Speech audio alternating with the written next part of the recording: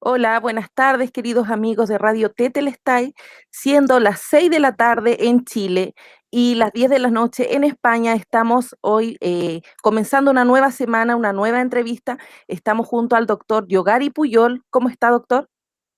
Pues encantado de estar con todos ustedes, algo que no había nunca imaginado.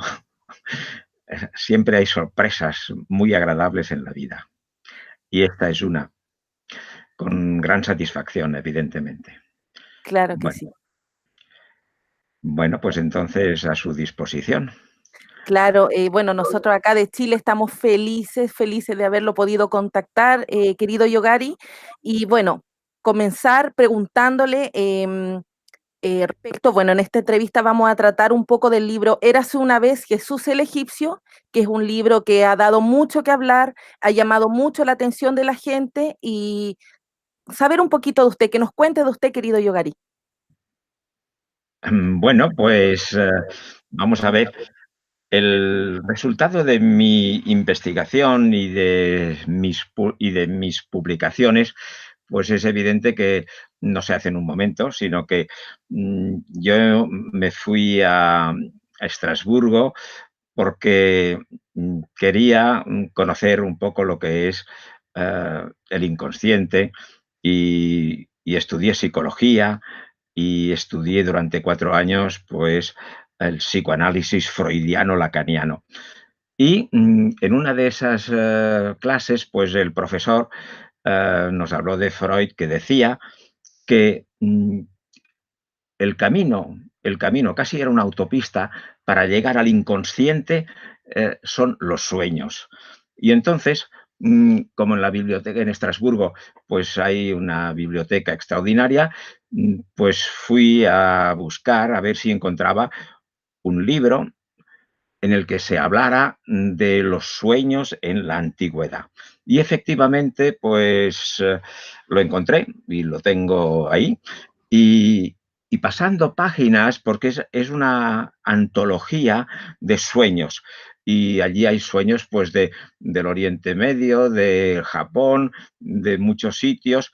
Y pasando páginas me encontré con esa narración.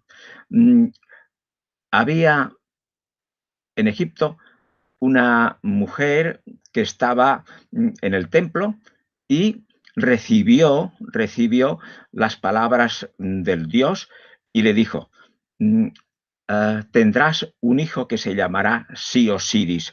Y la mujer se llamaba Maitusket. Y después también eh, en sueños se le decía que su marido, pues que se llamaba Sedme, tendría efectivamente ese niño que haría grandes prodigios. Bueno, pues para mi formación, pues enseguida me saltó la idea de que esto se trataba de una anunciación del nacimiento de un hijo. Entonces, como era solamente una antología, pues que había solamente unas 15 líneas, eh, ponía a pie de página que se trataba de un cuento egipcio que había traducido el gran egiptólogo Maspero al francés. Y entonces también otra vez a la biblioteca y empecé a conocer pues lo que son pues esos cuentos egipcios traducidos por grandes egiptólogos y como estoy diciendo pues Maspero. Entonces eh, al leer mm, completamente ese texto, que nosotros los occidentales le hemos puesto el nombre de un cuento, o sea, un cuento egipcio, pues iba de sorpresa en sorpresa.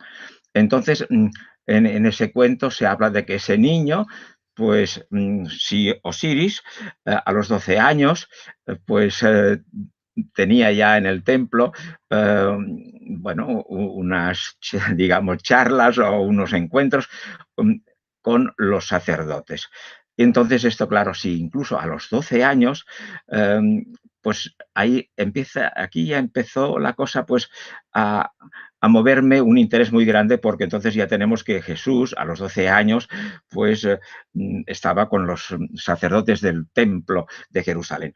Y entonces, pues a partir de ese momento yo empecé a estudiar egiptología en Estrasburgo y dado que ese cuento pues estaba escrito en es egipcio, pero la forma de escritura es lo que se llama demótica, escritura demótica. Y en Estrasburgo el profesor solamente me había iniciado en la primera escritura, que son los jeroglíficos, y claro, a mí me interesó pues poder tener contacto con esa fuente egipcia de una forma directa. Y entonces tuve que hacer algo pues sencillo y complicado. Coger el tren por la noche a las 12 de la noche o algo así y llegar a París por la mañana a las 8 y ir a ir a clase de Madame Françoise de Senival, mi profesora de demótico de la universidad. Y entonces, claro, yo me di cuenta de que el estudio de esa escritura demótica era muy difícil y en realidad solamente hay en esos momentos pues unas 120, 150 personas de todo el mundo que saben o conocen esa escritura. Y entonces yo fui de sorpresa en sorpresa porque, claro, al conocer eh, en detalle eh, esos textos, pues lo primero que aprendí es que esta mujer, que se llamaba Maitusket, el Maitusket en egipcio significa la llena de gracia. Pues vamos muy bien, porque el texto griego del Nuevo Testamento es quejaritomene, que significa la llena de gracia, lo que se aplica a María. María, la Virgen María o María, es la llena de gracia. Y el esposo de esa llena de gracia, pues que se llama Sedme, STM significa el que escucha la palabra de Dios. Y el que escucha la palabra de Dios no tiene otro remedio que ponerla en práctica, y entonces esto es llamado el justo. Y precisamente San José dice el Evangelio llamado el justo. Y después, para acabarlo de, ya digamos, de redondear, el hijo, sí, Osiris, sí significa hijo. Hijo de Osiris, hijo del Dios, hijo de Dios. O sea que aquí ya tenemos la familia, la llena de gracia, el que escucha y el justo y el hijo de Dios. Bueno, y entonces, a partir de aquí, pues estudiando en profundidad ese escrito, pues entonces de sorpresa en sorpresa y me di cuenta de que la cosa pues iba muy, muy en serio y que los que escribieron el Evangelio utilizaron ese texto. Pero no solamente este, sino luego fui aprendiendo y descubriendo muchísimos otros textos y me dediqué durante muchos años, hasta la fecha, pues a ir descubriendo y trabajando con esas fuentes egipcias que, digamos, directamente, o sea, comparar los textos egipcios con el griego del Nuevo Testamento. Y, y bueno, pues esto a mí me ha llenado de, digamos, para mí personalmente de felicidad, porque es como el que intenta encontrar oro en una montaña y hay mucha gente que está durante un año, 5 años y solamente puede coger una pepita de oro, pobre gente allí trabajando día y noche, en cambio yo no, no, no. Yo recojo, he recogido pues las manos llenas y digamos, de ese descubrir que el Nuevo Testamento está copiado en muchas veces palabra por palabra. Entonces, algunos, digamos, dicen, bueno, es que no es todo palabra por palabra, solamente faltaría eso. Entonces, ya no sería una composición literaria, sería una fotocopia. Y eso los autores, cuando se inspiran de un texto, lo vemos en muchas otras cosas, pues uno va al cine y va a ver una película y dicen, sí, esta película está basada en un libro de Shakespeare. Bueno, muy bien. Y entonces todo el mundo dice, sí, yo he leído el libro de Shakespeare y en cambio en la película, evidentemente que la película no es una fotocopia del libro de Shakespeare, sino que se ha inspirado. Y esto de la inspiración, pues depende de muchos grados. Hay, bueno, uno puede ser una pequeña inspiración o bien muy mucho.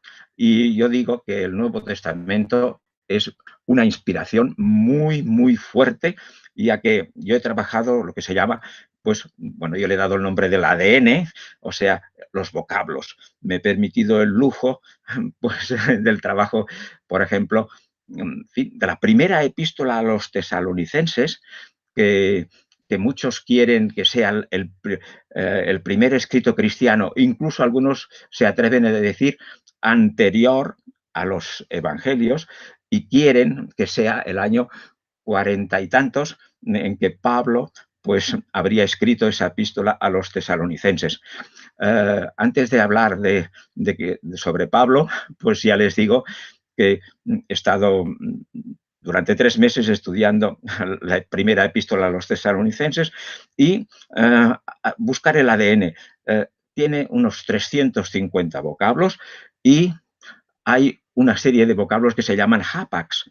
¿Qué es una hapax? Hapax significa palabras muy raras, casi únicas. Hapax significa único. Y entonces, dentro de un vocabulario, si uno encuentra toda una serie de palabras que son únicas y que no encuentras en ninguna otra, en ningún otro escrito de la antigüedad, ni en Filón de Alejandría, ni en Flavio Josefo, etcétera.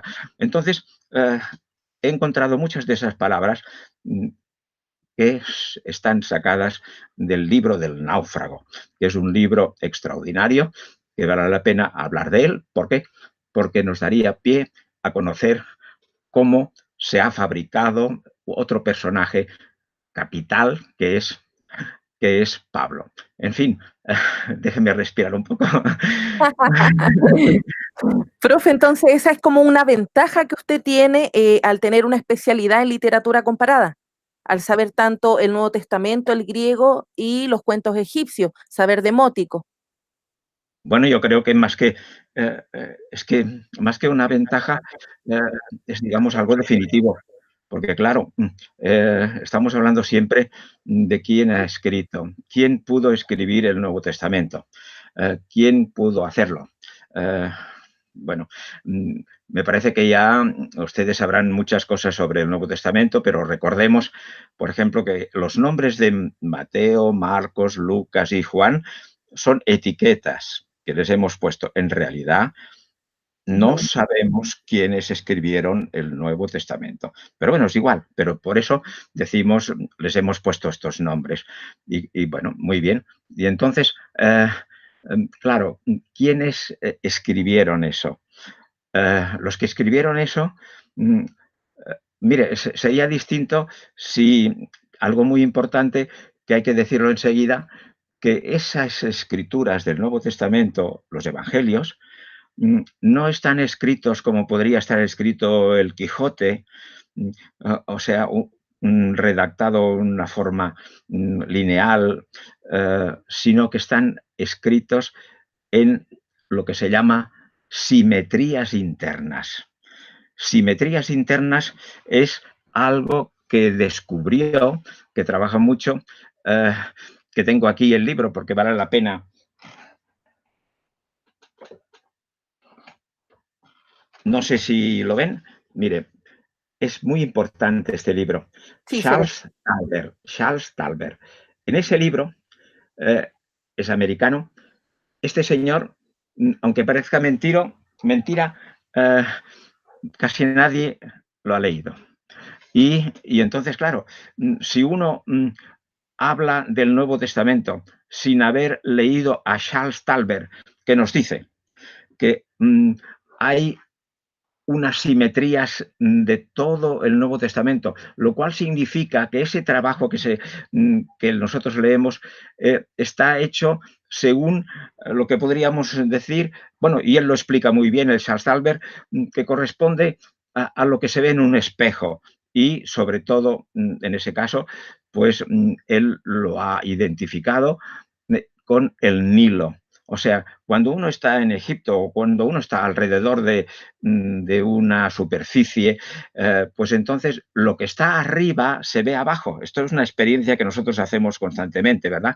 Pues entonces él explica, Charles Talbert, que eh, los egipcios, los textos egipcios y luego en el Nuevo Testamento están escritos en esa simetría de A', B, B', C y un elemento que es central, que es asimétrico, y el central sería el río. Bueno, es el elemento central, pero que es muy importante. Bueno, pues entonces, eh, sigamos la pista. Si el Nuevo Testamento está escrito de esta forma, esto no se hace en un momento.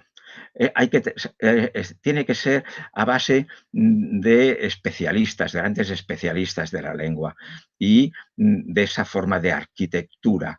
Y por esto, el Nuevo Testamento no se puede escribir en un momento y tampoco puede ser, y vemos que está escrito por 4 personas distintas y todos los especialistas dicen que efectivamente hay un estilo, hay una forma, hay unos vocabularios, etcétera. Y yo puedo añadir que precisamente los textos egipcios han sido leídos por los 4 que han hecho el Nuevo Testamento, conocen esas fuentes egipcias, digamos, pronunciemos ya esa palabra, una fuente egipcia. Los evangelios, el Nuevo Testamento, se basa en 4 o 5 grandes textos y luego pues otra multitud de unos 20, 25 que son en menor cuantía. Pero hay una serie de textos que los que hicieron el Nuevo Testamento los tenían a mano. Y es muy interesante ver cómo aspectos de esas fuentes egipcias las utiliza un evangelista y deja algunas partes de esos textos y en cambio pues los encontramos en los otros evangelistas. O sea que entre todos utilizan, yo diría, el 90% de esos textos egipcios, pero están dispersos en el Nuevo Testamento. Además, de una forma muy ingeniosa, para que no se les descubra, hacen algo muy interesante, y es que, conociendo esas fuentes egipcias, entonces utilizan una parte, digamos el 10%, y enseguida utilizan la otra fuente.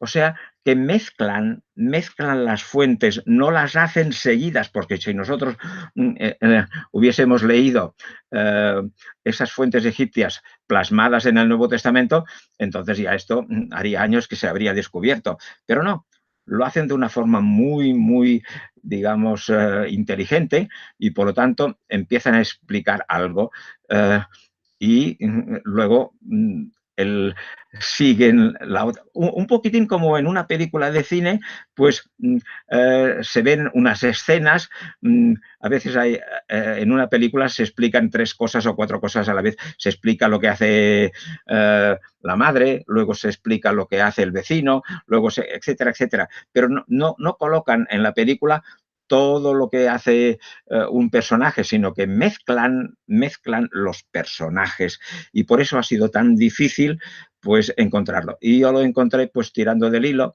y pacientemente, dedicándome pues muchísimos años, porque yo fui a estudiar a Estrasburgo pues cuando yo debía tener pues vamos a ver, yo entré en el seminario a los 19, más 7 que estuve allí, pues 26, y luego estuve en unas parroquias haciendo de la pastoral sacerdotal, y entonces pues ya nos vamos, pues no sé, cuando debía tener, pues me ayuda, 19 más 7, 28, 29, cuando yo debía tener unos 30 años, y hasta ahora, que ahora tengo casi 80 años, pues de 30 a 80, pues ya ve, todos estos años me he dedicado a el estudio de la lengua egipcia y he asistido a grandes congresos internacionales como en París, en Oxford, en Würzburg y en Leipzig.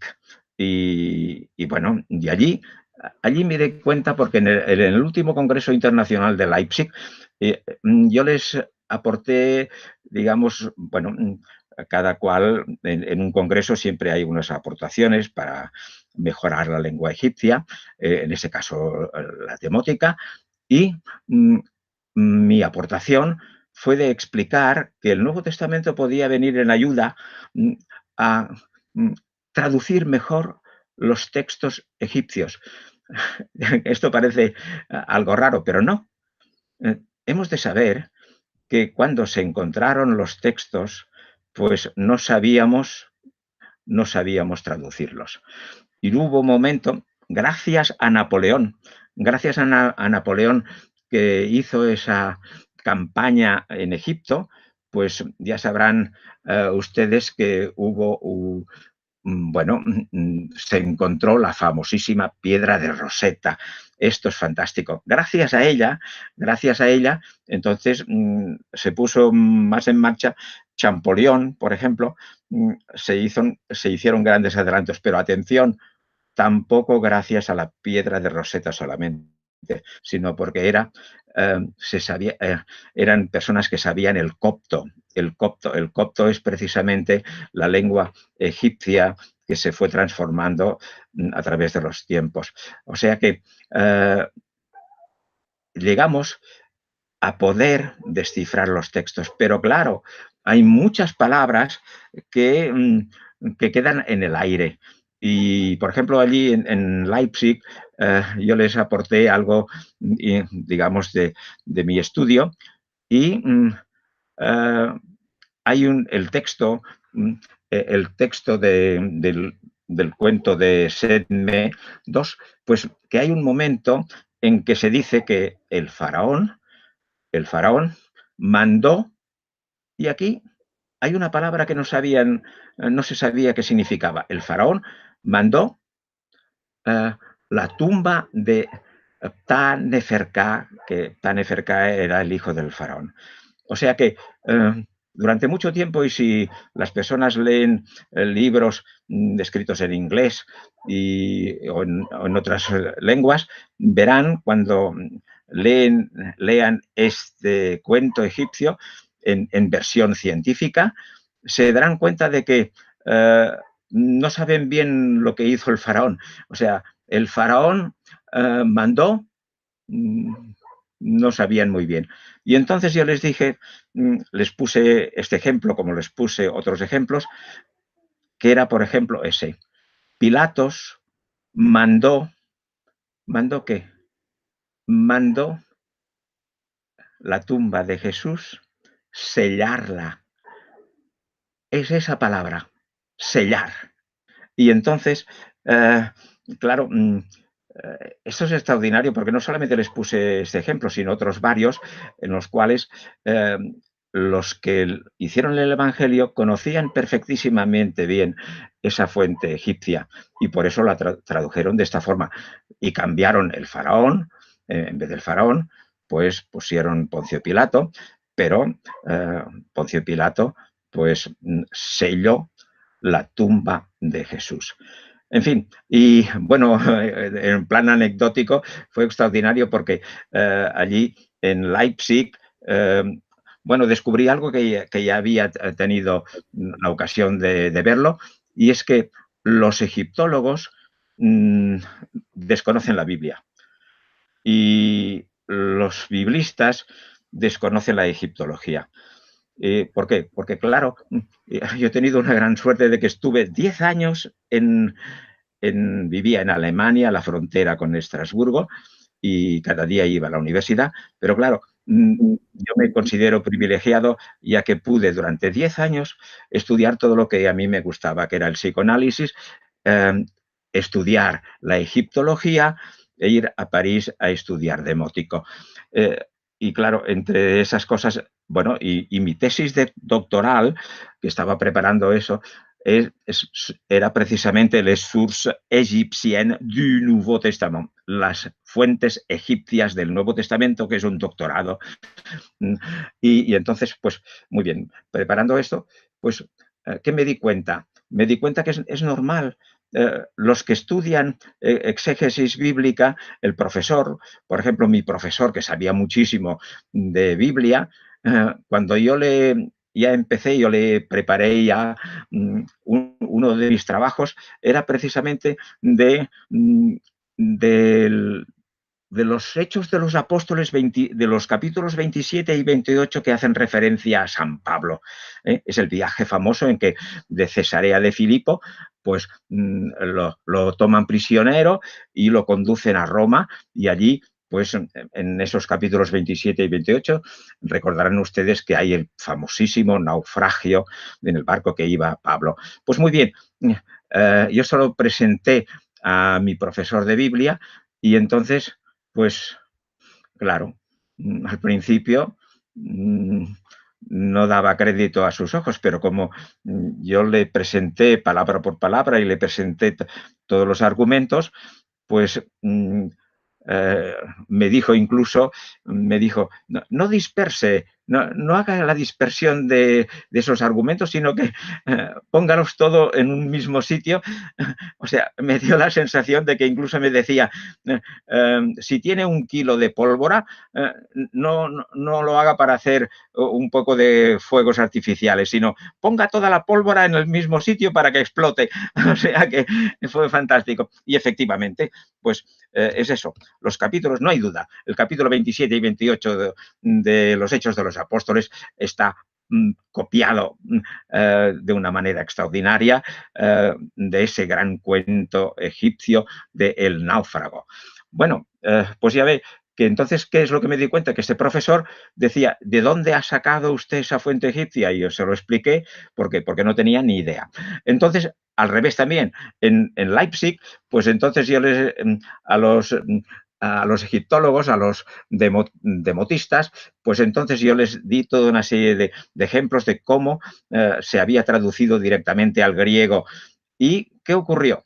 ¿Qué ocurrió? Que a todos los que estaban allí, mis compañeros, pues cada vez que... Además, yo fui el último y a todos les habían aplaudido y a mí nadie me aplaudió. O sea que hubo un silencio increíble y entonces yo estaba un poco desesperado y preguntaron y dijeron, ya, eine Frage, bitte, una pregunta, por favor, a este señor, le preguntan algo y nadie preguntó nada. Y entonces yo, pues bueno, pues ya me iba despedido, pero por suerte una de las personas asistentes era una, una persona, una mujer, una chica que era española, pero que estaba en Bélgica estudiando demótico. Ya habíamos hablado el día antes y entonces yo le dije, bueno, querida Isabel, ya ves qué éxito he tenido. Nadie dice, ¿pero qué dices? Si es algo extraordinario, tu trabajo es extraordinario, pero nos has dejado mudos, ¿sabes por qué? Para no hacer el ridículo, porque lo que has expuesto tú, nosotros no tenemos ni idea, pero eso es extraordinario, sigue con ello, no te desanimes. Yo le dije, no, si no estoy desanimado, pero no, no, no, no, es que es normal. ¿Tú qué querías además? Que te hiciéramos una pregunta para que uno se riera del otro compañero. ¿Por qué? ¿Qué te íbamos a preguntar? O sea, entonces allí, en Leipzig, pues se quedó clarísimamente de manifiesto que el mundo de lo que es mi trabajo de literatura comparada, pues yo creo que casi nadie lo hace. Sí, para ser justos les voy a enseñar otro.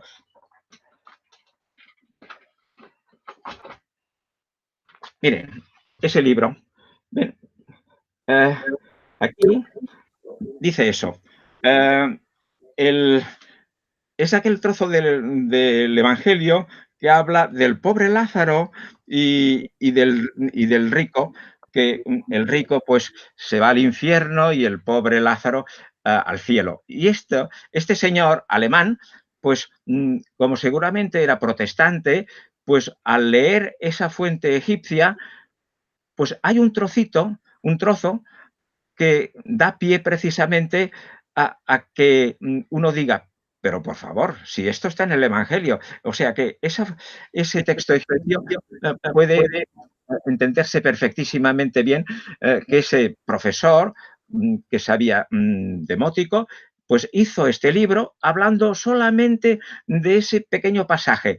Pero imagínense ustedes, eh, para poner un ejemplo, es como si Cristóbal Colón, cuando llegó a descubrir América, se hubiera quedado allí y ya está. Y alguien le hubiera dicho, oiga, señor Cristóbal, pues siga, que hay mucho, mucho más por descubrir. Pues eso es, ¿por qué? ¿Y por qué este señor pues no vio más, de ese cuento egipcio, muchísimas otras cosas que están en el Evangelio? ¿Por qué? Porque este profesor, como es un gran egiptólogo, pues se dedicó a preparar las clases, etcétera, etcétera, y no tuvo tiempo de ir a más profundidad. Bueno, diga algo. Es que está entretenido. Yo quería preguntar respecto al demótico, profe. El demótico, por lo que yo he entendido, tiene un desarrollo de más o menos de 800 años, 400 antes de la era común y 400 después de la era común. Eh, ¿Por qué hoy en día es tan escaso o los especialistas en demóticos son tan escasos? Son tan escasos porque es algo muy difícil, muy difícil. Yo soy muy honesto, bueno, muy honesto, quiero serlo. Cuando yo digo que soy especialista en demótico, nunca he afirmado que soy especialista de lo que podríamos llamar de primera línea. Yo he trabajado en París con la profesora, Madame Françoise de Senival, y yo aprendí, digamos, lo más importante para seguir, digamos, la investigación. Pero, por suerte, si vieran unos textos en escritura demótica, eh, imagínense un poquitín, un poco los signos árabes, ¿no? Pues entonces, esos papiros, eh, simplemente dilucidar, ver lo que hay dentro, es muy difícil. Hay que entregarse, digamos, casi toda la vida, muchos años. Y, mm, en cambio, tenemos la suerte de que hay otros egiptólogos que hacen el segundo trabajo, que es la transliteración. O sea, unos signos, digamos, muy difíciles, que hay que estar allí muchos años, pues entonces mm, nosotros trabajamos con esa transliteración, o sea, por ejemplo, H.RF, SMT, etcétera, etcétera, etcétera. O sea, que por suerte podemos trabajar, digamos, con la transliteración de las fuentes en demótico. Y en demótico, efectivamente, pues, bueno, la escritura egipcia pues pasó por muchas fases. La primera todo el mundo sabe que son los jeroglíficos y luego pronto los sacerdotes lo hicieron ya en otra forma más asequible que se llama el hierático. El cuento egipcio del náufrago está ya escrito en hierático. Pero bueno, vaya, también muy difícil, o sea que ahí por eso está la transliteración.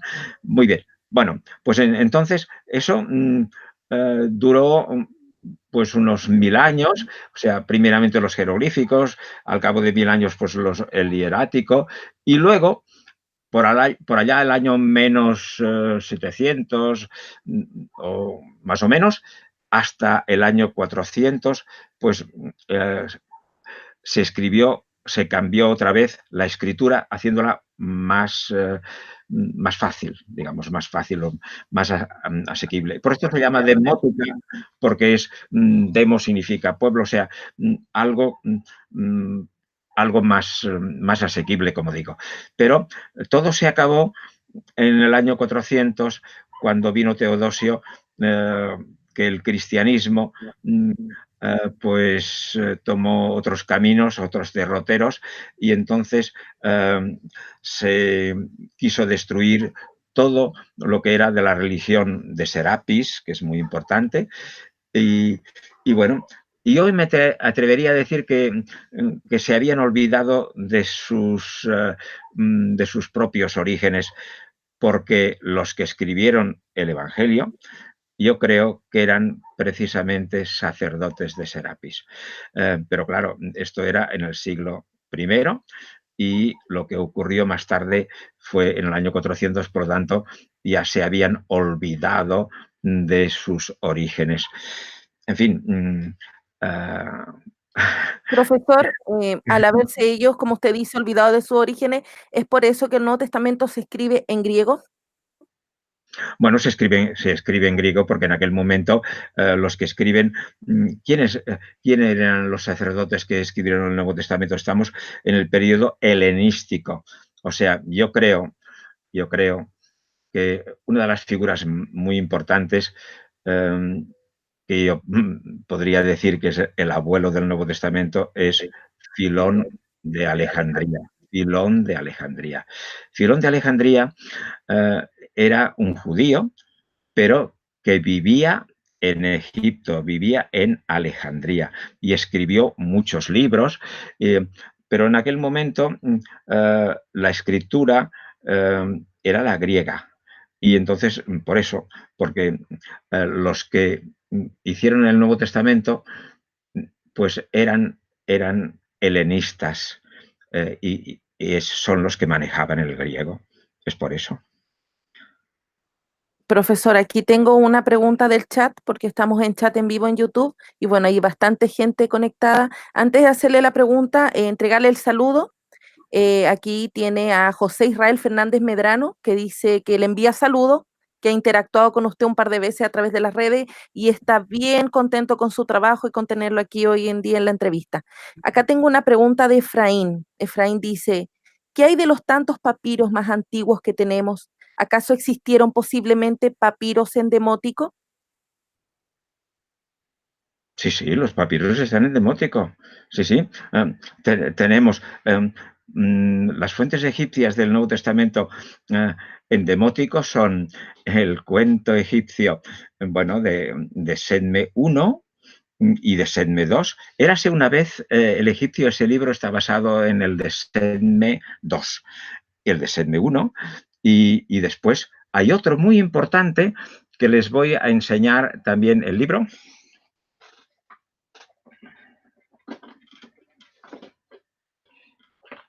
Miren, lo ven bien, ¿eh? Es ¿Qué una diría ahí el traducción, título? sí, es eh, el ciclo del rey Petubastis. Y este es algo muy, muy, muy importante. Y ahora les voy a enseñar precisamente una página del papiro. Fíjense, esto es endemótico.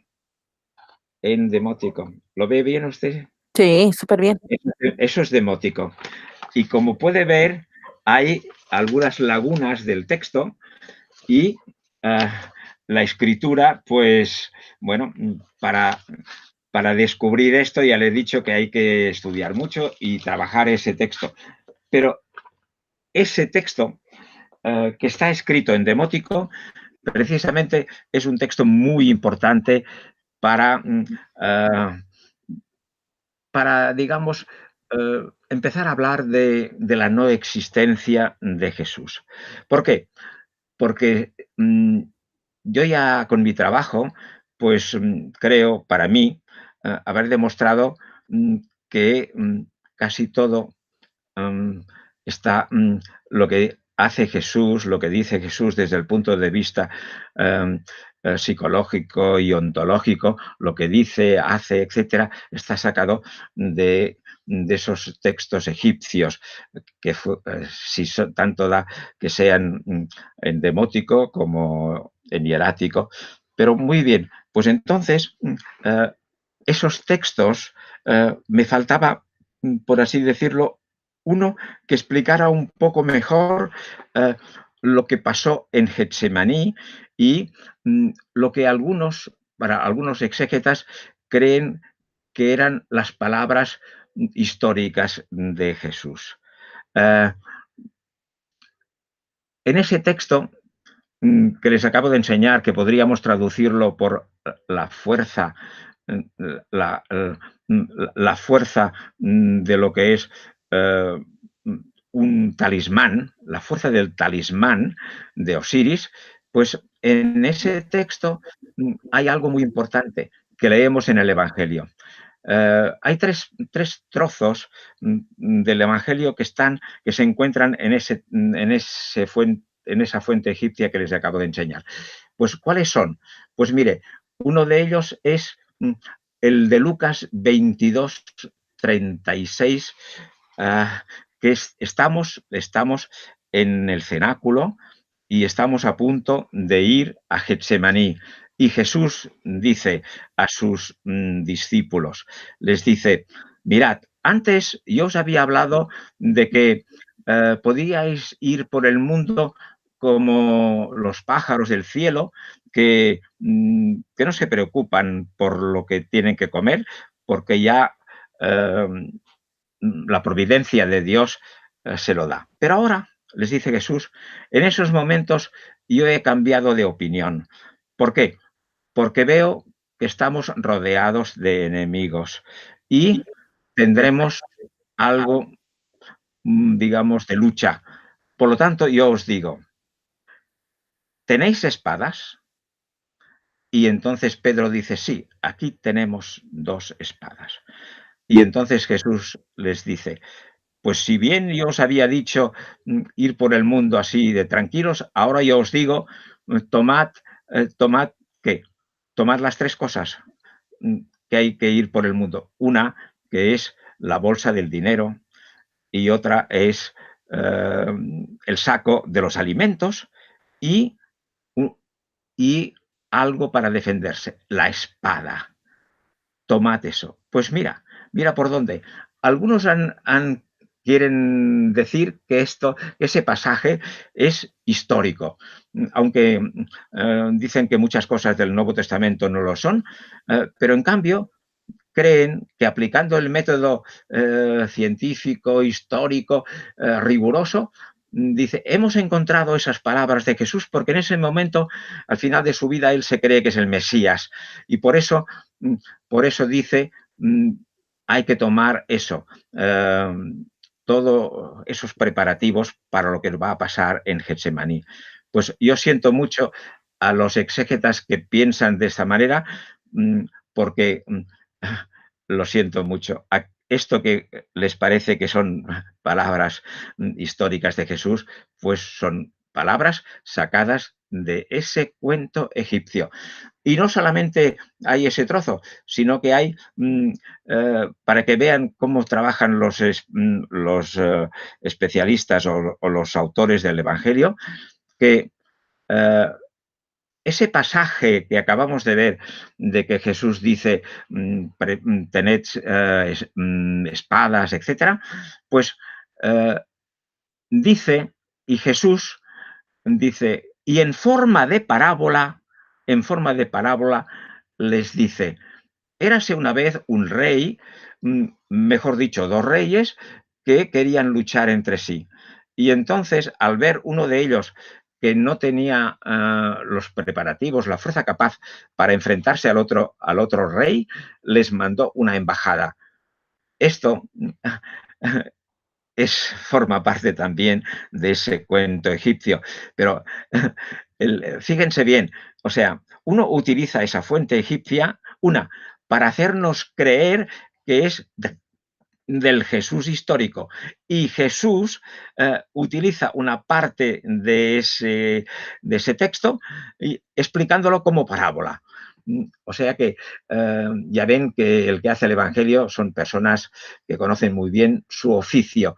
Y después hay otro pasaje también, que es el de Lucas 19, 27, un pasaje muy extraño, que es el que dice, Jesús les dice, pues un rey les dijo, eh, los que no los que no están de acuerdo con mi forma de ser mi potestad como rey, traedlos delante de mí y les voy a cortar la cabeza delante de mí, en mi presencia. Y entonces, claro, mm, algunas personas me han dicho, bueno, pero es que esto Jesús no lo dice, a ver, ¿cómo no lo dice? Jesús dice, bueno, pero esto lo dice en forma de parábola. Bueno, primeramente ya les digo que ese trozo también está en ese texto egipcio. Pero claro, yo también les diría, vamos a ver, eh, Jesús, imagínese, yo les preguntaría, como psicoanalista que soy, yo le diría, Señor Jesús, ¿usted qué es lo que está leyendo? ¿Cómo es que nos está explicando que había un rey y mandó cortar la cabeza a los que no estaban de acuerdo con él? ¿Usted qué lee? ¿Por qué no podría habernos explicado otras cosas mejor? O sea que las lecturas de Jesús eran un poco esperpénticas, porque vaya con lo que está diciendo. Y por eso muchas personas, incluso leyendo, lo podrán leer ahora en el YouTube o lo que sea, o en el Google, y verán que dicen, ¿cómo es posible que Jesús dijera esas palabras tan terribles? Bueno, ¿por qué? Porque estamos precisamente en ese gran texto egipcio que es la fuerza del talismán de Osiris, que representa esa lucha, esa lucha. Y, en fin, le podría dar muchos más detalles de que el encuentro luego en Getsemaní, pues sigue. Y esa historia de Pedro que corta la oreja a Malcus, pero precisamente significa rey. Es muy interesante. La palabra esa de ese señor a quien le corta la cabeza significa rey. Y, y después allí también se dice algo muy importante. Y es que cuando Pedro corta la oreja de ese Malco, pues entonces Jesús interviene inmediatamente y le dice quien a espada mata a espada muere. Y eso es tal cual está en ese texto egipcio, que esa misma frase la encontraremos en el Apocalipsis. O sea, que Jesús aquí refleja el punto de vista del faraón egipcio de ese cuento. El faraón dice, eh, cuando están armados los ejércitos y tienen eso, porque el faraón pues acepta que se preparen los dos reyes contendientes, enemigos, porque uno ha robado ese talismán de Osiris al otro rey, y entonces pues hay una lucha y se preparan para la lucha. Pero entonces el rey dice, el faraón dice, yo no quiero lucha de sangre armada. O sea que sí, podemos hacer ver un poco como eso de los que hemos visto en las películas o en la Edad Media, que habían los caballeros que luchaban, ¿no? Unas juntas, ¿no? Se llamaba. Pues entonces es lo que aparece en ese libro y en Getsemaní, que al fin y al cabo, exactamente como aparece en el texto egipcio, hay dos contendientes, uno que es el hijo de uno de esos reyes y el otro rey, que luchan cuerpo a cuerpo. Y es lo que vemos en Getsemaní, que allí también se está luchando nada, simplemente Pedro y dos o tres más, etcétera, y hay esa lucha. Y en el texto egipcio el faraón dice basta. Y es lo que leemos en el Evangelio, que cuando Pedro presenta las espadas, Jesús dice basta. Y los exégetas no saben muy bien exactamente si ese basta significa con dos ya basta, o bien no queremos que la cosa vaya a mayores, o sea que no. En fin, en cambio, leyendo el Evangelio, el texto egipcio, queda claro. El faraón de Egipto no quiere en absoluto eh, que, haya, que haya sangre. Y entonces podría ser algo, digamos, como queda en Getsemaní, que allí hay una lucha, se corta una oreja, pero enseguida las cosas se vuelven a poner. En fin, como es, cuando uno lee esto se da cuenta de que estamos leyendo algo especial. Pues sí, estamos leyendo un cuento.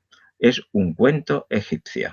Ajá. Profesor, y este cuento, referente a este cuento, David Allen pregunta, ¿dónde podemos encontrar este texto, La fuerza del talismán? Pues mire, yo lo estoy traduciendo, ahora está en alemán y yo lo estoy traduciendo al español y espero pues poderlo hacer. Bueno, el que sepa alemán ya les he enseñado, ya, ya ven el título y bueno, pero evidentemente que eh, ese texto pues hay que conocer bien y, en fin, no, no. A mí me gusta que la gente esté interesada, pero tenemos en español poca cosa. ¿Eh? Claro, Y por lo tanto, yo ya estoy, desde las 6 de la mañana, siempre que puedo me levanto a las 6 de la mañana e intento trabajar, pero una lástima es que estoy solo.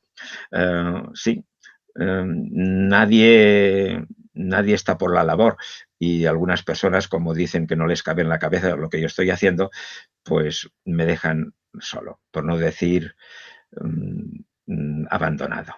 Pero en fin, no se preocupen que yo intento pues ofrecer lo máximo. Estoy preparando pues ese texto y estoy preparando, que ya lo tengo a punto, el cuento de Sedme I. Perdón, el cuento de Sedme I es algo extraordinario. ¿Por qué? Porque en él leemos lo que podríamos llamar lo que es el, lo que es la Eucaristía. En ese cuento egipcio se habla de lo que es el, el libro de Tot. O sea, el libro de Tot es el libro que el dios Tot eh, guardó en el Nilo, escondido, porque refleja toda la magia, toda la magia del lo que es del todopoder, lo que es el pantocrátor, o sea, todo poder. Los que conocen eh, el, el arte románico habrán visto a Jesús, los famosos pantocratos, pero no todos reflejan, hay muchos en el mundo, en las iglesias, pero no todos ponen lo que vemos, por ejemplo, en Cataluña, en Taüll, que se ve el pantocrátor famoso, en el cual el Jesús tiene en su mano un libro. Y en ese libro se lee Ego sum lux mundi. Yo soy la luz del mundo. Pues lo interesante es que en el cuento egipcio, ese libro de Tot, de ese Pantocrátor, en el cual está la magia absoluta, pues ese libro desprende luz. O sea que es muy interesante, porque, claro, los del arte románico pues ven allí y dicen, bueno, yo soy la luz del mundo. No, no, no, no. Es que no solamente Jesús es la luz del mundo, sino que el libro en sí mismo es luminoso. Bueno, en fin, o sea que es muy interesante. Bueno, total, que en ese libro, pues entonces hay un hijo del faraón que está al lado del templo y está diciendo abracadabra, bueno, en fin, está pronunciando palabras mágicas y un sacerdote en el templo está escuchando pues lo que dice ese hijo del faraón y se ríe de él y le dice, si verdaderamente quieres tener la magia de verdad, pues tienes que ir, yo te diré dónde está ese libro, pero pagando unas monedas. Y muy bien, pues entonces ese hijo del faraón, al final, bueno, yo voy un poco rápido porque no sé cuánto tiempo me falta, poco ya, porque es que me hacen hablar mucho y no sé si ya tenemos dentro de un minuto toda la noche. Bueno, en fin, espero no morir en el intento. Bueno, vamos para allá, pues entonces. Pues venga. Usted es de miedo, señorita o señorita. ¿Señora o señorita? ¿Señora? Pues Señorita, o sea, Bueno, pues sigamos.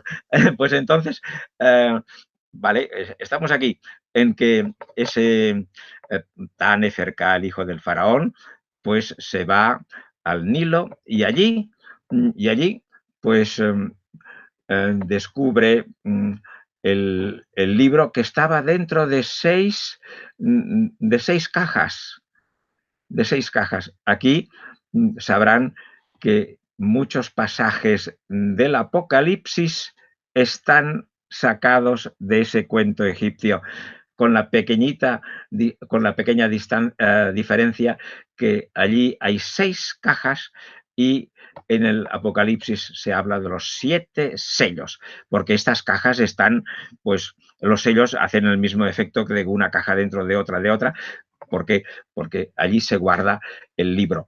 En el Apocalipsis es muy, bueno, es que es maravilloso, porque en el Apocalipsis se dice, y si uno se pregunta, ¿quién podrá abrir, quién podrá cortar todos estos sellos para tomar el libro, digamos, de poder total? Pues muy bien, pues entonces aquí el hijo del faraón Neferká toma el libro y ¿qué es lo que ocurre? En aquel mismo momento, el dios Tot, pues dice al dios Ra, le dice, mira, los humanos me han robado el libro que yo había guardado. Porque ya saben que el dios Ra, que es el dios Sol, un día escuchó algo, digamos que hablaban mal de él. O sea, fíjense, el dios Ra, el dios Sol, está en la tierra, vive con los humanos y entonces le llegan a los oídos de que algunas personas hablan mal de él. Y entonces él, que era un dios muy sensible, le dice, ahí os quedáis. Y él se fue al cielo y todo el mundo sabe que el dios Ra, el dios Sol, está en el cielo. ¿Por qué el sol allá arriba está? Porque se enfadó con los hombres. Y entonces hubo un momento de rabia y dijo, voy a destruir a los hombres. Pero se calmó y entonces no fue así. Pero en cambio, el otro dios Tot, pues escribió toda la magia y todo el poder, pero lo escondió. Muy bien, pues entonces ese hijo del faraón lo toma, pero inmediatamente su mujer se muere, el niño, primero el niño y después su mujer y después él. Y los tres mueren inmediatamente. ¿Por qué? Porque el saber todo poder, el poder todopoderoso solamente pertenece a Dios y no a los hombres.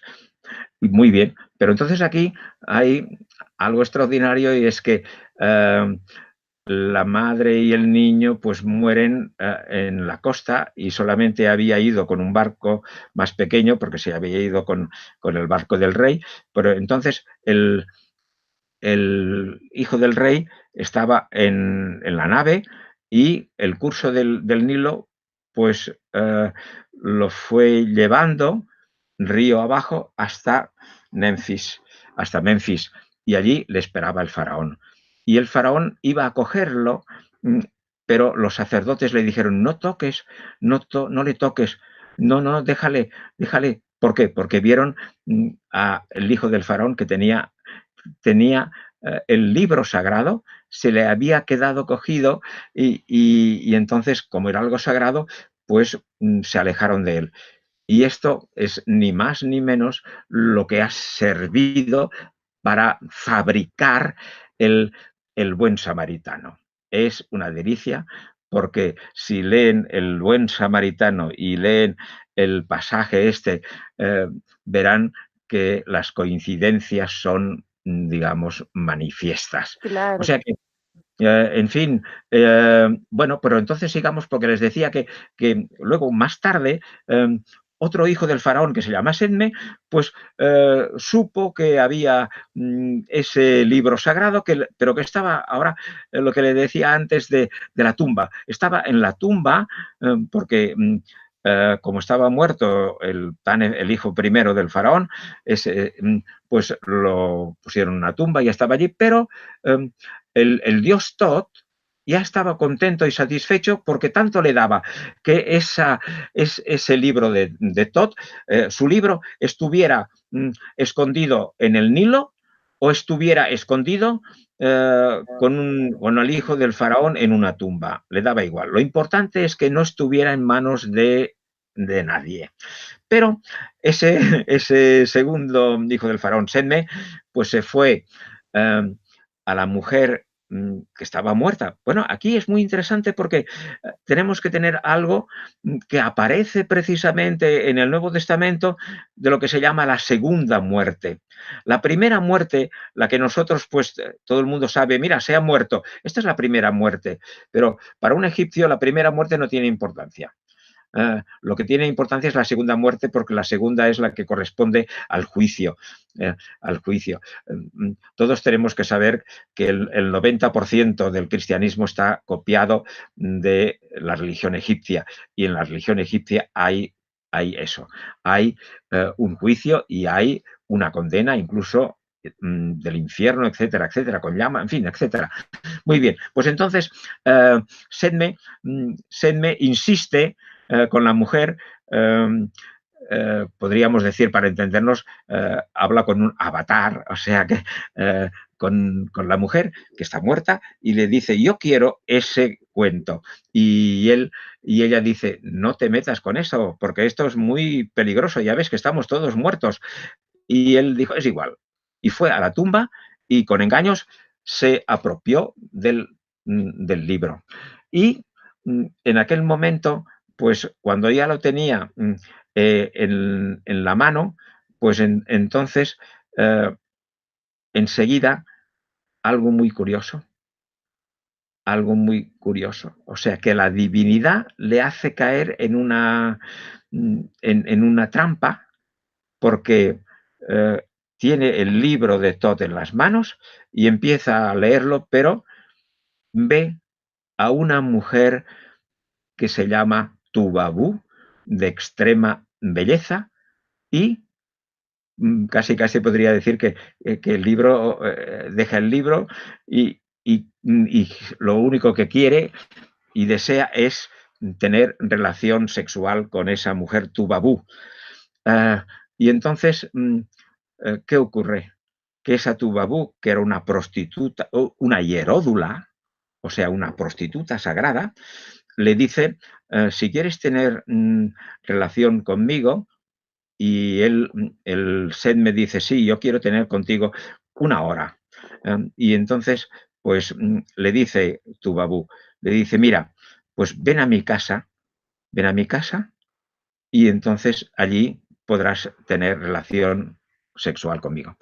Pero cójanse bien, en esos momentos, cuando ustedes lean el cuento egipcio, verán que la descripción de allí donde vive Tubabú es exactamente exacta con el cenáculo, allí donde Jesús celebra la Eucaristía.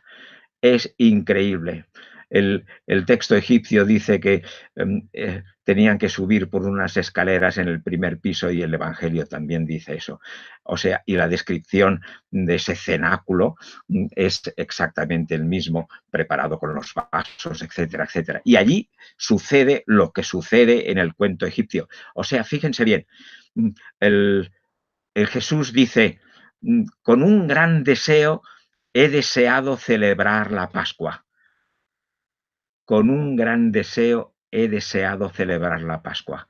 Y el texto egipcio dice, con un gran deseo he deseado tu cuerpo, Tubabú.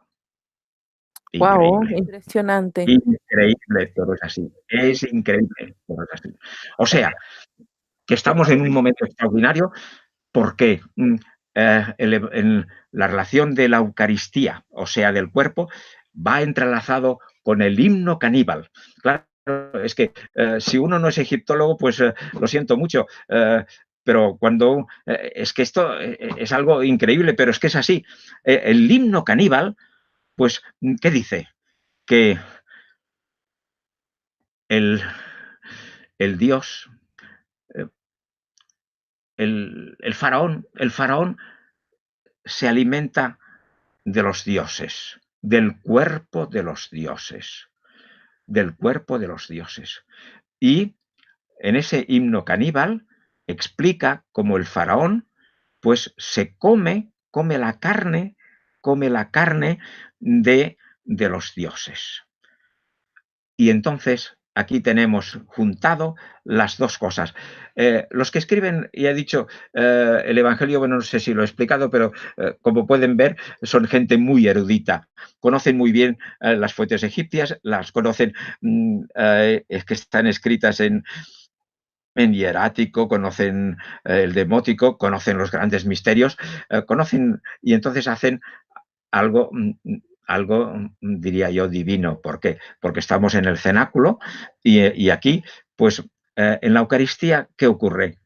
El Jesús dice, tomad y comed mi cuerpo. Y los apóstoles dijeron, eso no lo podemos hacer. Y entonces Jesús dice, no, no, no, no, si os estoy diciendo que tenéis que comer mi cuerpo, tenéis que comer mi cuerpo. ¿Por qué? Porque si no coméis mi cuerpo no entraréis en el cielo, la vida eterna. Todo esto se entiende perfectísimamente bien conociendo los textos egipcios, conociendo este cuento, en el cual por eso hay un simbolismo de que aparece allí en el cenáculo, aparece el discípulo amado, que la gente pues que no conoce la Biblia dice, ah, sí, San Juan, pues no, pues no. ¿Quién es el discípulo amado? Nadie lo sabe. No sabemos quién es. Podríamos decir, bueno, a mi modo de ver, pues, ¿quién es? Es Sedme. Es evidentemente que Sedme, ese hijo del faraón. O sea, es la transposición de ese hijo del faraón que desea el cuerpo de. Y evidentemente que Jesús aquí toma, digamos, digamos, el simbolismo del deseo carnal, porque estamos, tomad mi cuerpo realmente. O sea, ligado el himno caníbal, ligado he deseado con un gran deseo tu cuerpo, pues aquí estamos hablando de los mismos simbolismos, aunque nos parezcan, pues, en fin, un poco duros. Profesor, una consulta. Estos cuentos que usted menciona, como el del himno caníbal, el que nos mencionó los dos anteriores, más o menos, ¿cuál es la fecha que se pueden datar? Pues el himno caníbal, pues estábamos en el año menos, menos 1200. El cuento del náufrago, por ejemplo, es del año menos 2700. O sea, ya no digamos, eh, claro, para los que piensan que el Nuevo Testamento se ha hecho sin consultar o sin tener en cuenta los textos egipcios, solamente les voy a decir una cosa. Si alguno dice que Eusebio de Cesarea escribió el Evangelio de Marcos, pues yo le diría, muy bien, señor Eusebio de Cesarea. ¿Sabe usted cómo empieza el Evangelio de Marcos? El Evangelio de Marcos empieza con Juan Bautista. Juan Bautista, pues dice que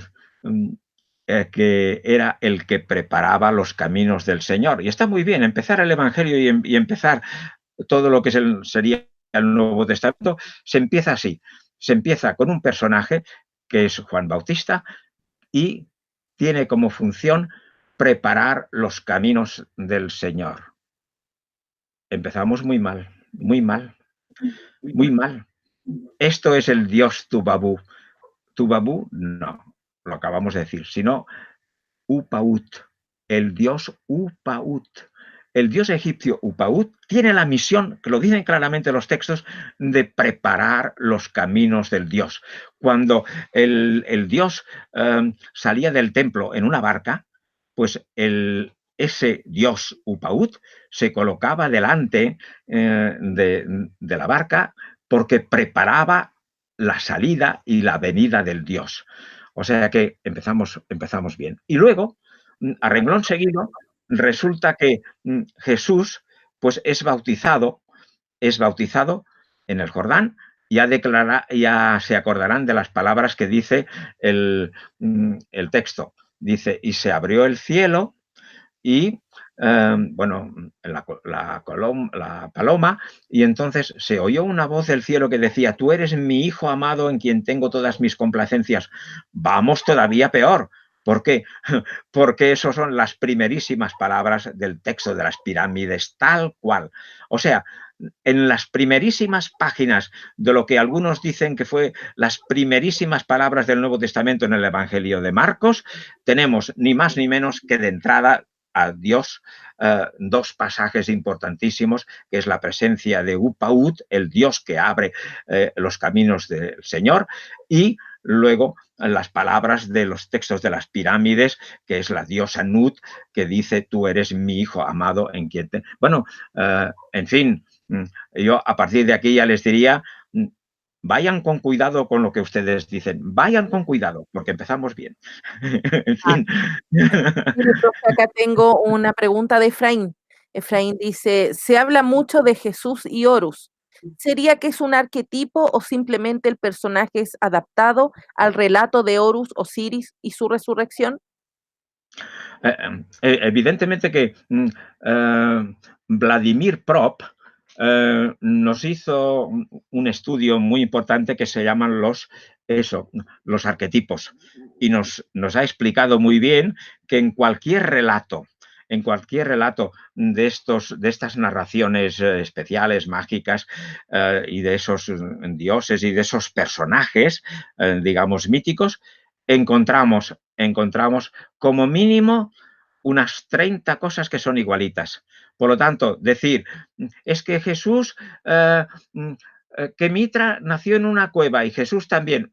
Un momento, cuidado aquí también, cuidado que no hay que extralimitarse con los arquetipos porque Jesús no nació en ninguna cueva. Pero en fin, hay la tendencia a decir Osiris tal cosa, Mitra tal cosa. O sea que sí, están corriendo una serie de listas que se pueden encontrar fácilmente a través del Google y verán que hay 10 o 15 o 20 dioses con las características más o menos igualitas, pero cuidado. Vladimir Prop lo explicó muy bien.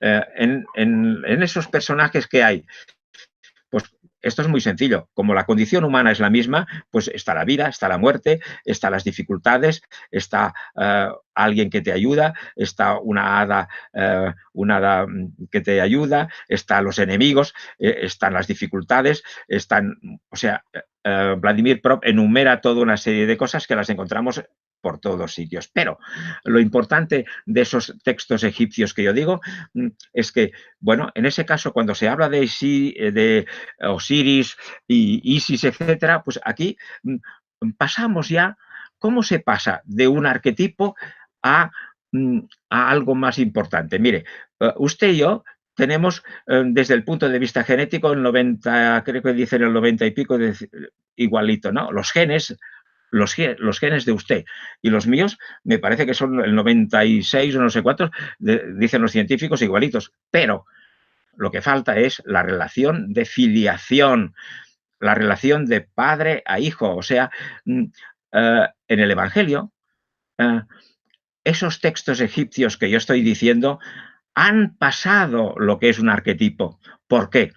Porque hay toda una serie de datos, hay toda una serie de genes que son específicos para poder decir que hay una relación directa de filiación.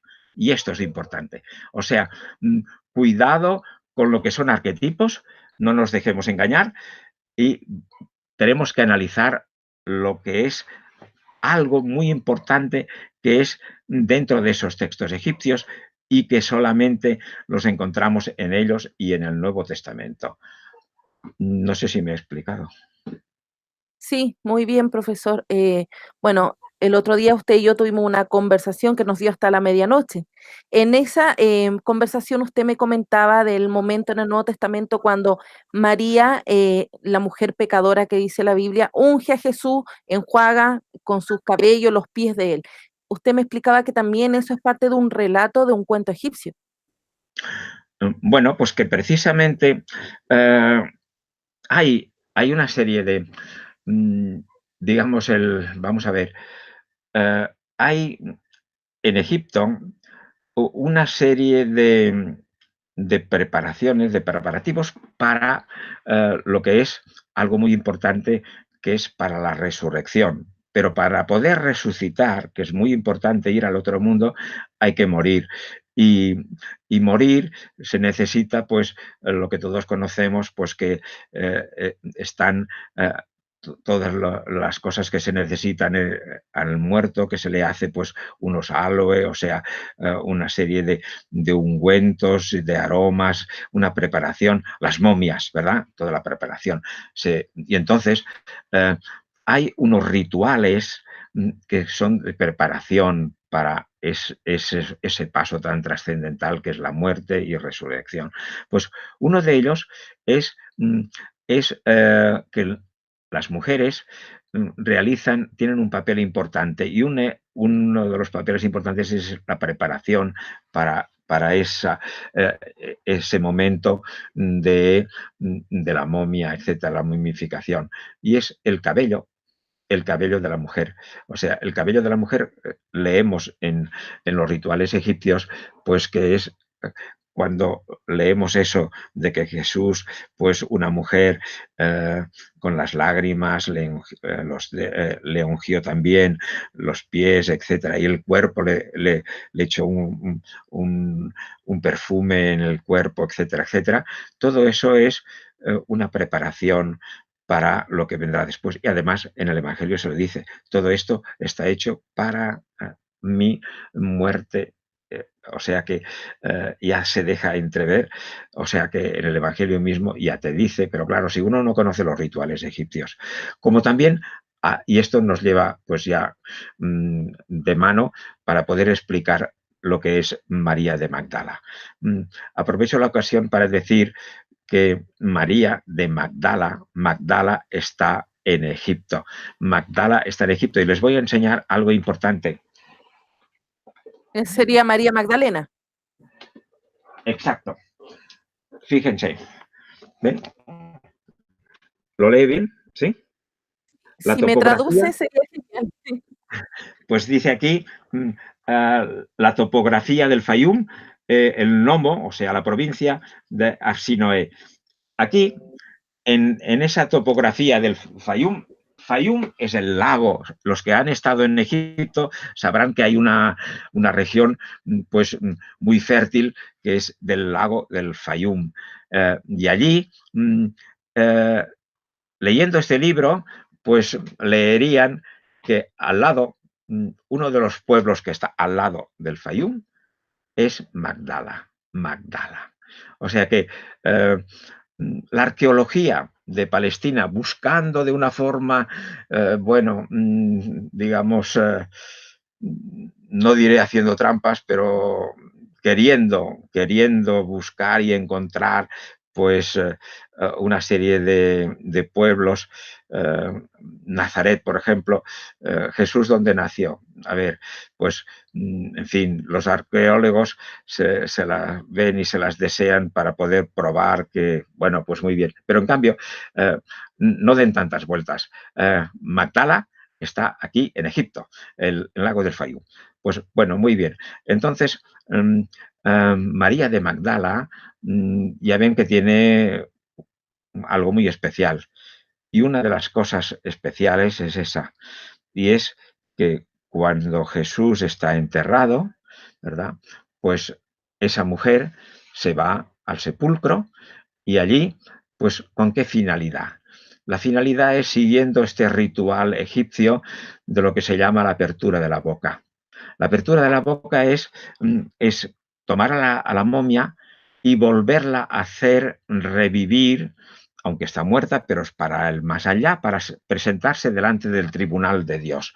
Y entonces, para ponerla otra vez en marcha, pues entonces es necesario abrirle los sentidos, y por eso se llama la apertura de la boca, porque hay un instrumento que se te pone en los labios, en la boca, y apretando un poquitín, pues se va abriendo la boca.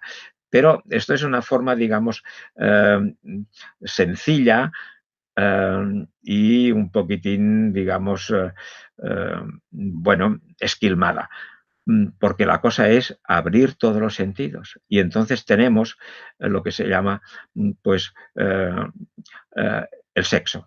O sea, que verán ahora, gracias a esa magia que tenemos en el Google o en los buscadores, pues verán imágenes de la momia y de Isis, por ejemplo, que está haciendo una felación. Y entonces, aquí ese texto se explica única y exclusivamente porque María de Magdala está haciendo de Isis, evidentemente, y lo podría probar por muchas otras cosas con el, en fin, pero no tenemos, en fin, tantas cosas. Es que me están estrujando, pero en fin, yo disfruto, pero en fin. Profe, continuamos con las preguntas. Sí, sigamos adelante. Pues entonces, pues claro, en el texto egipcio, digo, en el texto del Nuevo Testamento, ¿qué pasa? Esto lo han camuflado, lo han camuflado. ¿Por qué? Porque se ve la intención y se lee. Y entonces, ¿qué dice? El texto dice, Jesús dice, no quieras seguir tocándome. Y otros dicen, no, no, no, es que el texto egipcio, el texto griego no dice no quieras seguir tocándome, sí que dice no, no me quieras tocar. Bueno, muy bien. O sea que es normal. O sea que eh, esta ceremonia, digamos, que prepara la resurrección, aquí Jesús se muestra como alguien que no tiene necesidad de que le abran los ojos, de que vuelva otra vez a tener bueno, su sexualidad, todo otra vez normal. ¿Por qué? Porque nos presentan a la figura de Jesús que no tiene necesidad, aunque está dentro muy bien, o sea, la imagen está clarísimamente bien puesta y colocada en su sitio, y las frases pues están que uno las tiene que interpretar. O sea, María de Magdala va allí y Jesús le dice, no me toques, porque todavía no he ido al Padre. Pero ya ven, o sea, el cabello, eso del perfume de esa mujer a Jesús, esa mujer eh, que va para la apertura de los sentidos, pues está clarísimamente en la línea de todo lo que significa los rituales egipcios. Ok, profesor. Luis Zarza pregunta sobre el origen de la palabra Dios. Me imagino si viene de los griegos o viene de los egipcios. ¿La palabra cuál? Dios, ¿Qué palabra? Dios. sí, Ahora precisamente me están hablando de Dios, Deus, no tengo ni idea. Yo no la verdad es que yo no me ocupo de Dios, la verdad. Yo, claro.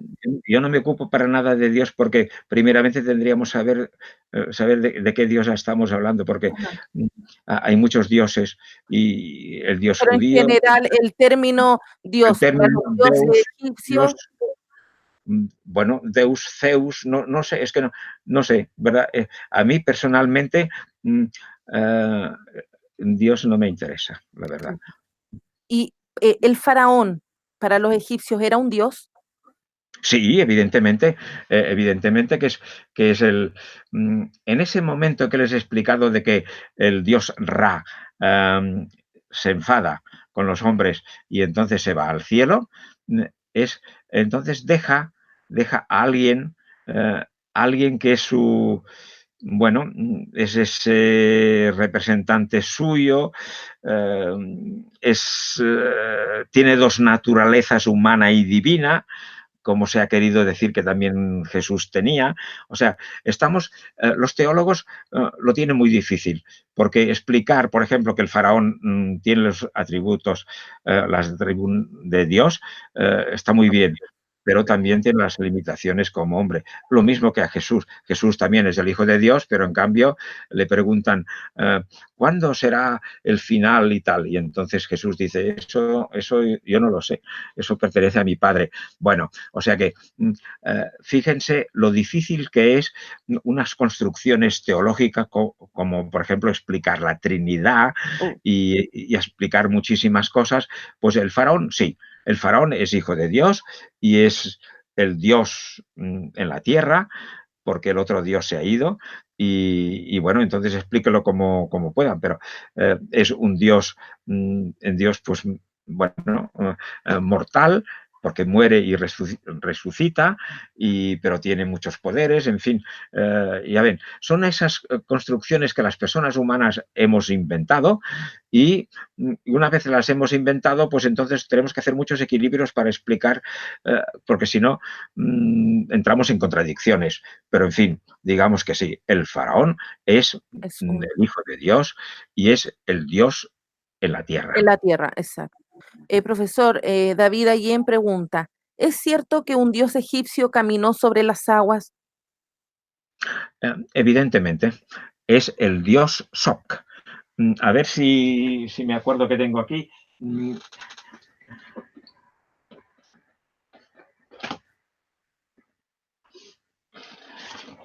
Aquí está. ¿Lo ve? Ajá, ¿Sí? sí.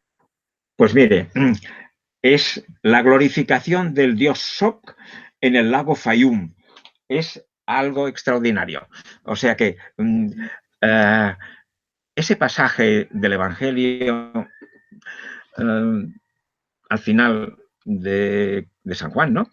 Que se habla de eso, de que Jesús, que los apóstoles, una vez muerto Jesús, entonces se fueron muy tristes, se fueron al lago a pescar, se fueron a pescar.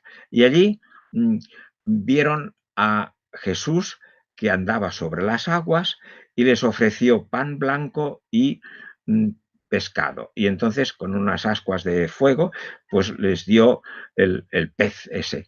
Eso es al pie de la letra lo que leemos en ese libro que les acabo de enseñar, que es el dios Sok. El dios Sok, el dios cocodrilo, el dios Sok, es el dios de ese lago del Fayum. Y es este mismo dios, pues que evidentemente se pasea por encima de las aguas y que da pan blanco y pescado a los fieles del dios Sok. Y esto me abre las puertas para explicar el origen del cristianismo, cómo puede ser, cómo se puso en marcha, porque si esos textos, pues yo creo que fueron por eruditos, que tenían que ser, ¿quién tenía que ser? Pues tenían que ser gente que sabía leer y escribir y muchísimo, y solamente podían ser los sacerdotes. Y en ese momento, pues tenían que ser, pues como hay muchas cosas del Nuevo Testamento que son de Filón de Alejandría, pues yo creo que una vez muerto Filón de Alejandría, que se murió el año 50 más o menos, pues entonces sus discípulos se fueron a, al monasterio de Sácara en Memphis y allí pues son ellos los que crearon a este personaje Jesús y, y a todos los demás. Pues muy bien, en ese contexto de que estamos hablando de eso, pues ¿qué ocurre? ¿Qué ocurre?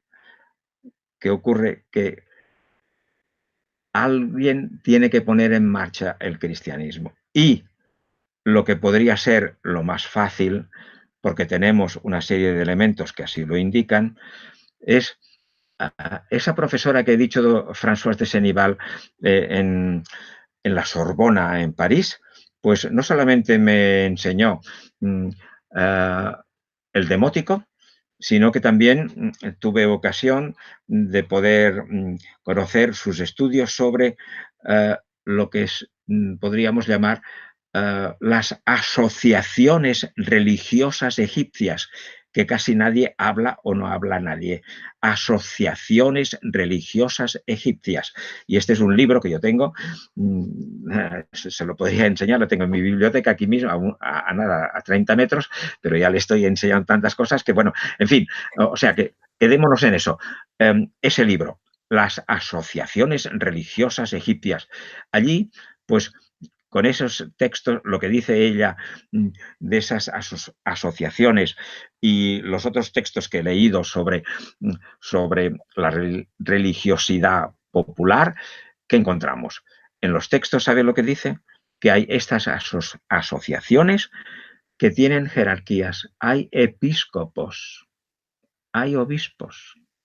No solamente hay obispos, sino que se cuidan de enterrar a los muertos y de la, digamos, de la ayuda fraternal.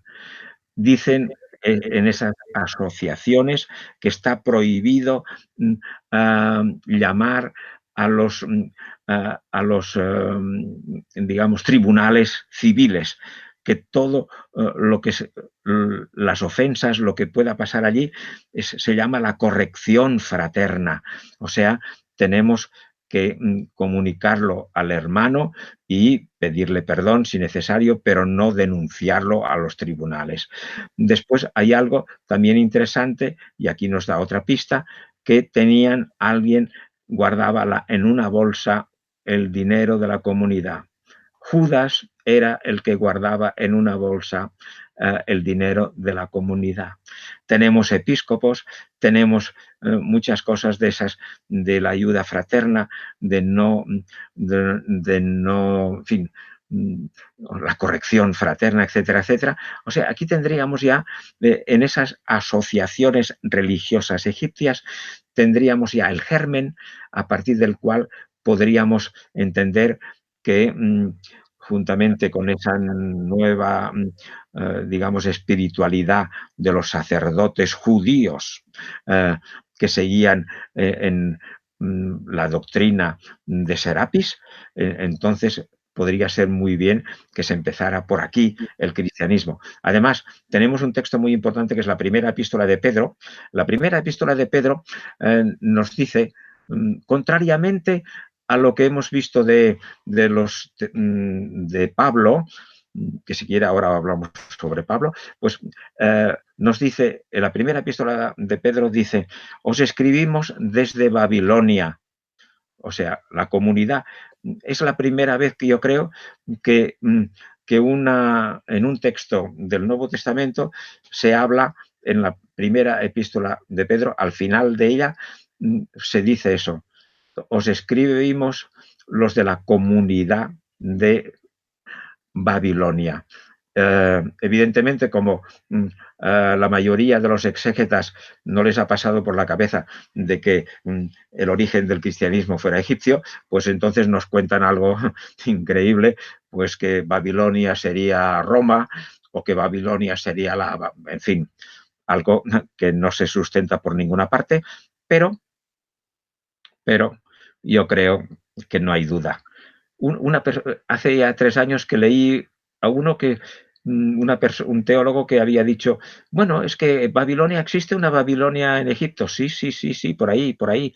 O sea que en lo que es el Cairo, al lado del Cairo, allí había los persas cuando invadieron Egipto, pues fundaron ciudades de la misma manera como encontramos Alejandrías en muchos sitios, y creo incluso que Barcelona también está en algunos sitios. O sea que es normal.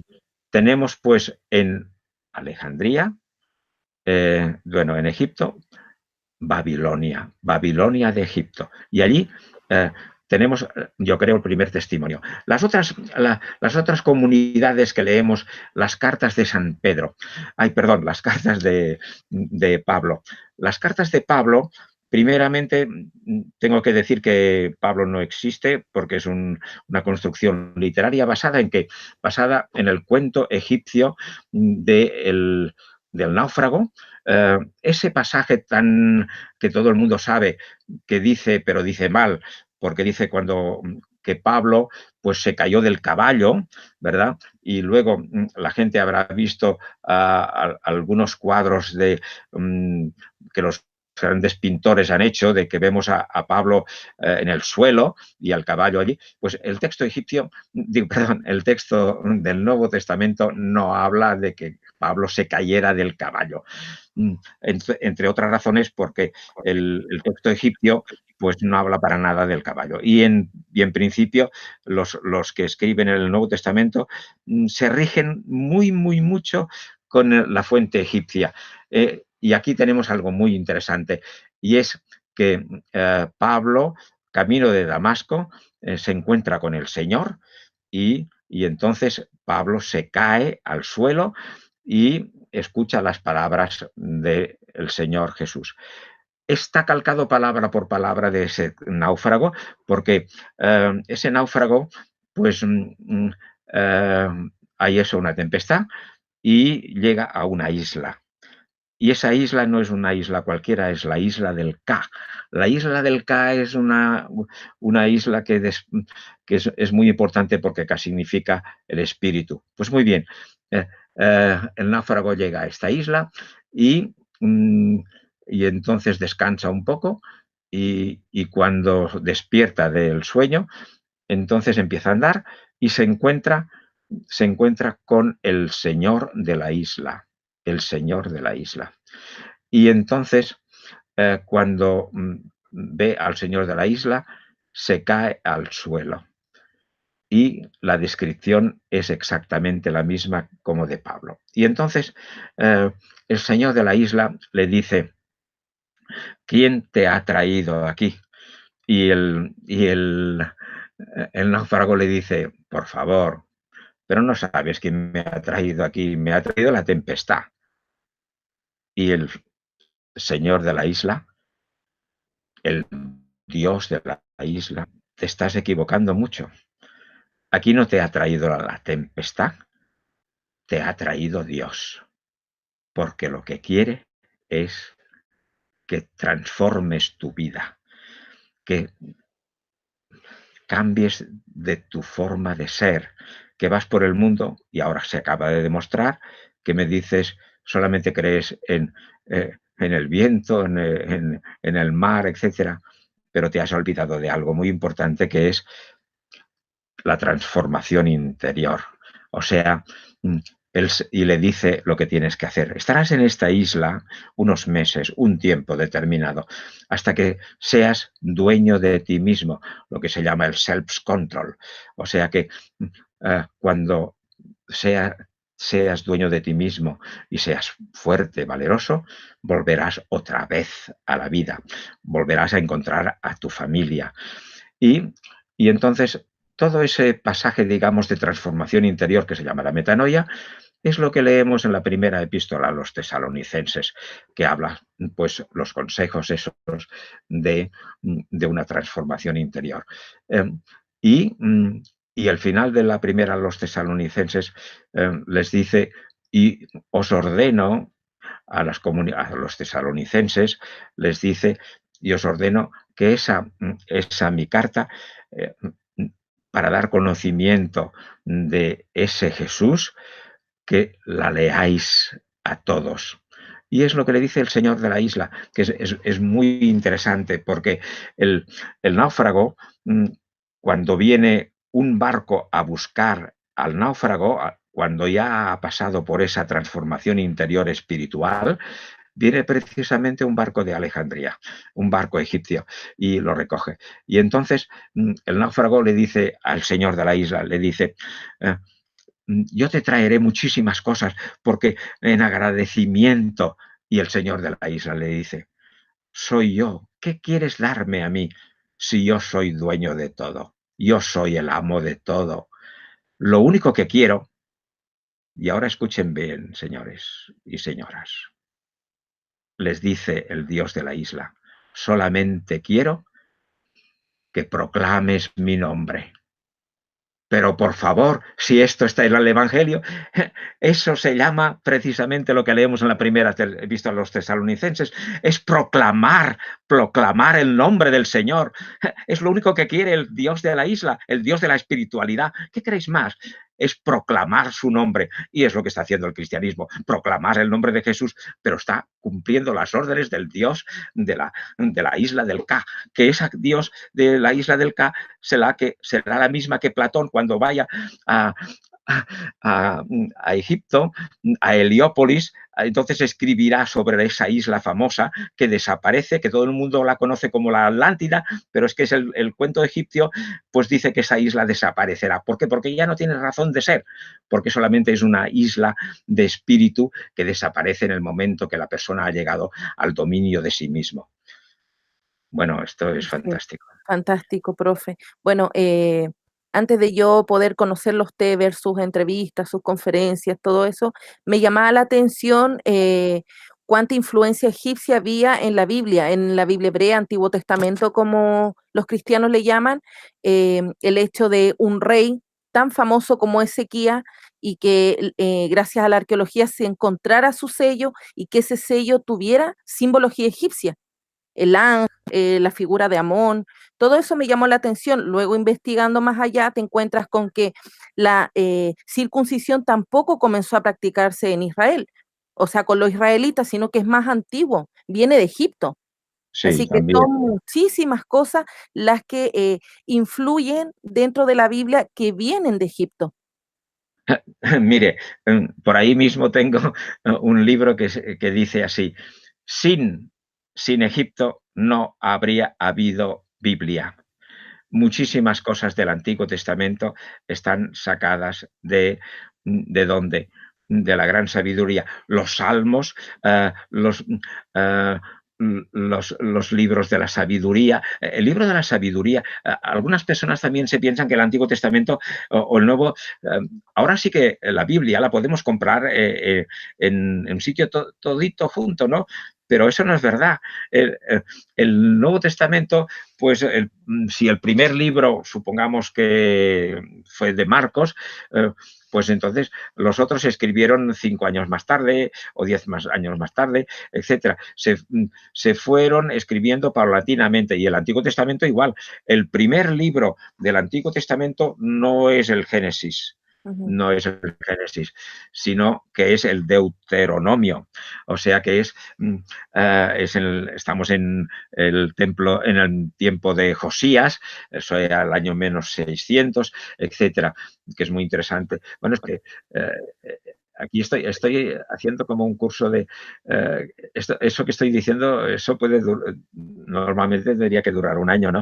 O No. sea que un curso de Antiguo Testamento y Nuevo Testamento, porque aquí los vamos compilando todo. Pero bueno, efectivamente, ese relato, por ejemplo, del náufrago aparece en el Génesis, mire, de una forma muy, claro, muy escondidita, pero está allí. Eh, Eso de que Jesús, ay, perdón, de que el Señor de la isla, el Dios de la isla, le dice al náufrago, oye, ¿cómo es que está en esta situación? ¿Cómo es que has llegado a esta situación aquí? Y, y entonces vienes aquí desnudo y tal como estás. Yo te pregunto, ¿qué ha pasado? ¿Estás en esta situación? Pues eso es exactamente lo que leemos en el Génesis. Cuando Adán, después de haber, digamos, hecho lo que tenía que hacer con la manzana, bueno, la manzana, en fin, con, eh, con ese, no es manzana, es un fruto, pues bueno, dice fruto, es igual. Entonces, en esta situación, digamos, de desnudez y, y verdaderamente que es un naufragio espiritual, Dios se aparece, pasea por el jardín y le dice a Adán, ¿cómo es que has llegado aquí? ¿Cómo es esta solución? ¿Cómo es que estés en esta situación tan desastrosa? Y entonces viene con las excusas, el náufrago dijo, no, es el viento, ha sido la tempestad. y el Adán dice, no, ha sido mi mujer.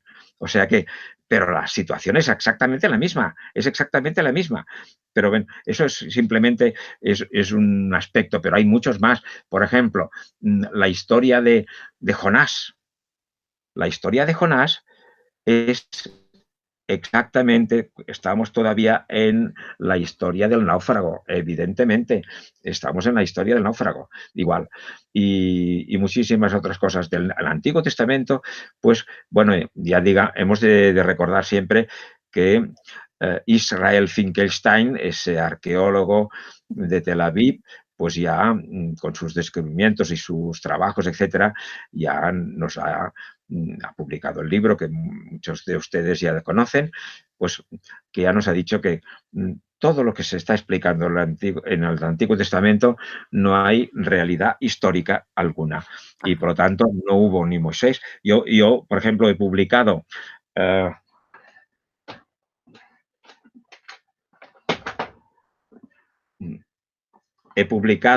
ese libro, que es en catalán, pero es fácil, los cuentos egipcios para la eternidad, el náufrago y Sinué el egipcio. Sinué el egipcio ha servido ese cuento para fabricar el 90% de la historia de Moisés. O sea que los personajes del Antiguo Testamento no existen. Y si ha existido un Salomón, pues Israel Finkelstein pues nos explica que alguno de los personajes podría haber existido, pero ni con tanta magnificencia ni tantas cosas, sino pero, en fin, el 99% de las cosas que se explican en el Antiguo Testamento son creaciones literarias. Exacto. Claro. Bueno, con esta entrevista y otras más que hemos hecho, la idea no es atacar la fe de nadie, cada uno tiene derecho a creer lo que quiera, pero nosotros acá en Radio Tetelestai exponemos este tipo de estudios, de análisis tan buenos como el que tiene usted y lo que han tenido otros entrevistados que hemos tenido. Así que nos vamos con la última pregunta, profe, porque ya llevamos casi 2 horas y yo entiendo que allá en España es tardísimo, pero bueno, esta pregunta me parece súper importante. Efraín pregunta, ¿por qué los textos de Nag Hammadi se encuentran en Egipto? ¿También lo escribieron monjes? ¿Usted sabe algo de eso? Los textos de Nag Hammadi están escritos en copto y se descubrieron pues hace poco, relativamente poco, pero son del siglo IV, la traducción en copto, pero son traducciones, estaban escritos en griego y son escritos fundamentalmente de ese pensamiento que se llama gnóstico. Y bueno, el, hay toda una serie de personas que están explicando a ver si el Evangelio de Juan o si habría habido un gnosticismo judío, etcétera, pero eh, hay que decir que sí, que esos textos que se encontraron en Nag Hammadi, pues en Egipto, son textos que explican muy bien lo que significa la posición humana privilegiada de algunos que tienen el saber porque tienen el contacto directo con la divinidad. O sea, para un gnóstico, un gnosis significa saber, sabiduría, y pretenden de que no la han recibido estudiando, sino que es algo que la divinidad pues te hace ese favor y tienes un saber que tú lo comunicas, pero que no lo ha recibido de nadie. Y claro, esto es una pretensión. Entonces, eso, pues, ¿cuándo nació el gnosticismo? La gnosis esa. Pues yo creo que es algo que todos tenemos en nosotros mismos. Nosotros siempre decimos, ¿y eso de dónde lo sacas? Y uno dice, no, no, es que yo lo he pensado, yo... Y entonces puedes decir, sí, es que Dios me lo ha dicho. O sea, desde el punto de vista psicológico, la gnosis la tenemos en nosotros mismos, pero claro, ese gran movimiento de esos grandes textos sobre pensamiento de la persona, la divinidad y de muchísimas cosas, pues esto está en se ha encontrado en Nag Hammadi. Pero ya digo que eran escritos en griego, al principio, que luego se tradujeron. Y luego esa gnosis, pues, digamos, filosófica, pues pasó evidentemente al cristianismo y hay tintes de gnosis en los evangelios, sobre todo Juan, y más tarde. No sé si he contestado. Sí, claro que sí, profe. Ahora nos despedimos de toda la gente que nos ha seguido, de esa gente que nos va a ver durante estos días, va a seguir viendo esta entrevista. Compártanla, denle like para que mucha más gente pueda conocer este maravilloso trabajo del profesor Yogari Puyol. Profe, le agradezco el poder acompañarnos el día de hoy. Gracias por haber aceptado esta invitación de poder entrevistarlo. Y bueno, nos despedimos de la gente, pero usted y yo seguimos conversando un ratito más, ¿ya? Vale, vale, pues muy bien. Muchas gracias, encantado. Espero que les haya gustado o satisfecho, en fin. O Claro que sí. inquietado, a lo mejor inquietado, pero es igual. Algo que les No, haya pasado. todo, todo sirve. Muy bien. Vale, pues buenas tardes para ustedes, buenas noches. Nos Adiós. vemos. Adiós.